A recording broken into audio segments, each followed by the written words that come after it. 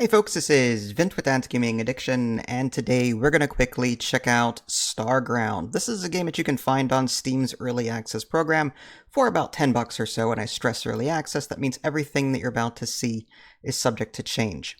If you like games like Forager and other similar style top-down pixelated survival games, I think you'll fit right in with this one. It does have multiplayer slash co-op, so if you want to have a bunch of friends go in there and help you out, you can totally do that. And there's a friends only option and a public lobby option as well. You can even customize your world to some degree. There's a seed, and then you can change the world size, the terrain scale, and water level. But there's no other major world setup options. Now, typically in this game, what you're going to do and start off with doing is you've got this laser and you shoot things like trees and ore deposits in order to gather resources. That's typical of a game like this. Then you build your first furnace and you throw some kind of fuel thing in there like coal or wood along with some ore or what have you, and you start making refined products. Again, that's not really anything groundbreaking new. I mean, this is typical of a game like Forager. But you'll get to a point where you can build a research building, and all you got to do with that is just throw resources at it. So if you want to unlock decorations, you have to throw like 10 wood and 10 stone and 10 copper bars at it, and then you unlock it. Or if you want storage, it's like 20 stone brick or something like that. So you'll be able to, over time, just start unlocking more efficient things. There's like solar panels, for example. There's Tesla coils and collectors and all sorts of cool buildings that you can construct in order to start automating things. Normally, to get power, you'd have to run on the treadmill. Yes, there's an actual treadmill, or you can throw like wood or coal into a furnace or into like a burner and get fuel that way. But your Tesla coils will serve as like a electric network. Like a power network. And so as long as everything's connected via Tesla coil, then all your stuff will function.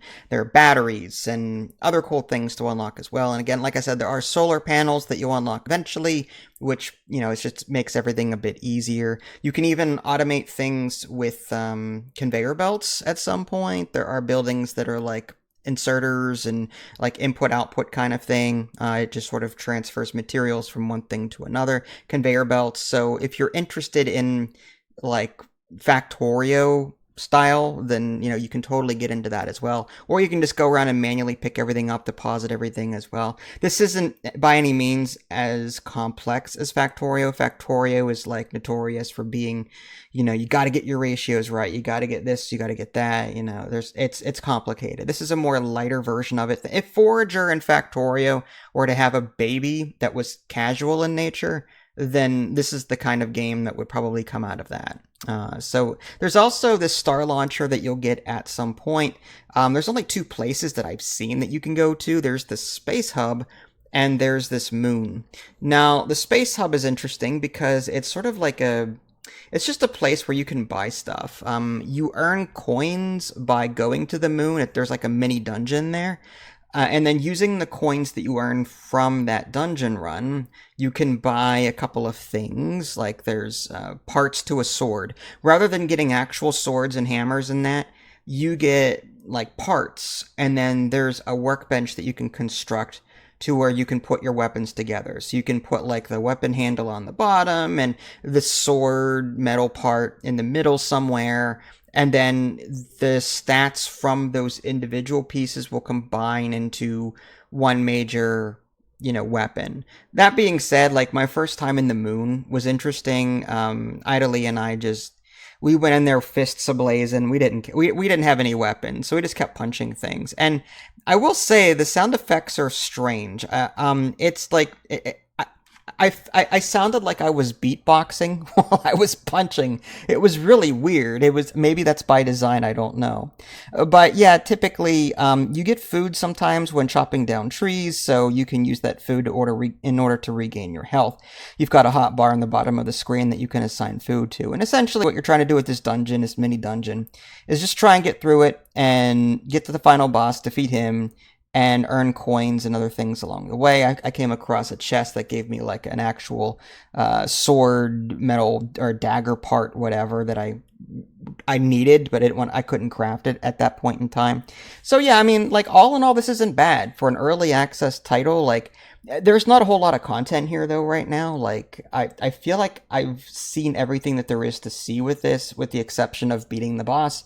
And getting to oil. There's something on the tech tree that we didn't get to yet, which was oil. So at some point we'll get to that. But like, this was a relatively short experience. Forager and other style games took a lot longer than this one in order to progress. But that's still, it was fun. It was cool co-op casual fun, and it was still, for $10, it's not bad. I'm looking forward to seeing what else this game has to offer.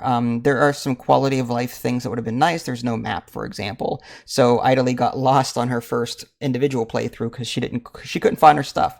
There was no map that she could find. But I'm looking forward to these updates.